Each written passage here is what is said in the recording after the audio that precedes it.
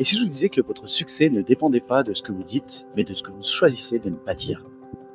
J'ai mis des années à comprendre ça.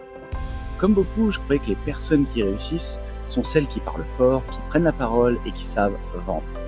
Mais la vérité, c'est que les plus grands leaders que j'ai rencontrés avaient un point commun. Ce n'était pas leur voix, c'était leur silence. Aujourd'hui, j'aimerais vous parler de ça, du silence, et du pouvoir qu'il peut vous apporter. Chaque jour, on est bombardé d'informations, des centaines de notifications, des avis, des contenus, des conversations. Notre cerveau devient une pièce en désordre, un entrepôt sursaturé. Et comme une maison mal rangée, un esprit encombré ne respire plus. Il ralentit, il s'épuise. Et pourtant, il suffit parfois d'un moment de silence pour tout réorganiser, pour que les pensées s'alignent, pour que les priorités se clarifient. Le silence, c'est l'espace qu'on crée en soi. Pas pour fuir le monde, mais pour mieux y revenir. Vous êtes déjà surpris à dire quelque chose que vous avez regretté 2 secondes plus tard, mais oui, plus d'une fois certainement. Et un jour, dans une réunion très tendue, j'ai senti la colère monter, la tension me traverser. Mais au lieu de parler, j'ai respiré, j'ai écouté et j'ai compris que ce n'était pas de l'agressivité, c'était de la peur. Vous voyez, quand on se tait, on entend au-delà des mots. Et dans ce moment-là, je n'ai pas eu besoin de répondre pour gagner, j'ai répondu. Et ça a changé le cours de la conversation et de la relation. Le silence vous permet de garder le contrôle, de répondre depuis la sagesse, pas depuis l'émotion. On cherche toujours des idées, des inspirations, on lit, on écoute, on scrolle, et on s'étonne d'être bloqué. Laissez-moi vous dire une vérité simple.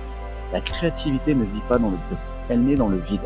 Les meilleures idées que j'ai eues ne venaient pas d'un podcast ni d'une conférence. Elles venaient de mes silences pendant mes marches, de mes moments de calme, où plus rien n'entrait, et tout pouvait enfin sortir. Le silence, c'est l'espace où les graines d'idées germent, où l'inspiration prend racine. Vous voulez innover, créer, coupez le bruit et écoutez ce qui veut émerger. Être un bon communicant n'est pas savoir toujours quoi dire, c'est savoir quand se taire. Un jour, ma fille m'a confié une douleur importante. Mon réflexe de père l'a conseillé, l'a rassuré, vouloir réparer. Mais sur là, j'ai écouté, juste écouté. Et c'est dans le silence qu'elle a trouvé sa propre solution. Parce qu'elle n'avait pas besoin d'un guide, elle avait besoin d'un espace pour exister. Le silence dans une relation, ce n'est pas un vide, c'est un cadeau. C'est dire à l'autre, je suis là, tu peux parler, je ne t'interromprai pas. Et ça vaut tous les discours du monde. On vit dans une époque qui valorise l'exposition. Faites du bruit, faites du buzz, parle de ton projet.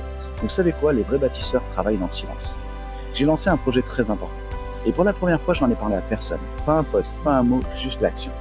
Et dans ce silence, j'ai trouvé une concentration que je n'avais jamais eue. Toute mon énergie allait dans l'exécution, pas dans la validation. Le bruit distrait, le silence anime. Résultat, quand j'ai lancé, le travail a parlé pour moi. Fort, clair, crédible. Alors comment faire? Par où commencer? Je vous propose un plan simple à appliquer. Première semaine, 5 minutes de silence le matin avant tout. Semaine 2, 1 minute de silence avant chaque moment clé. Réunion, appel, coucher. Semaine 3, passer 15 minutes de silence, c'est là que l'intuition se réveille. Semaine 4, pratiquer du silence en relation. Écouter, respirer avant de répondre. Le silence n'est pas une perte de temps, c'est un investissement. Le monde n'a jamais été aussi bruyant. Et dans ce tumulte, les voix les plus fortes sont parfois celles qui ont le moins à dire. Mais vous pouvez choisir autre chose. Ce soir, éteignez votre smartphone. Coupez la musique, fermez les yeux et offrez-vous 5 minutes rien que pour vous. Respirez, ressentez, écoutez ce que votre propre voix essaye de vous dire. Parce que cette version de vous, plus lucide, plus confiante, plus sage, n'est pas loin. Elle vous attend dans le silence. La question c'est, est-ce que vous serez assez courageux pour aller la rencontrer? Le choix vous appartient, le moment c'est maintenant et le silence est prêt.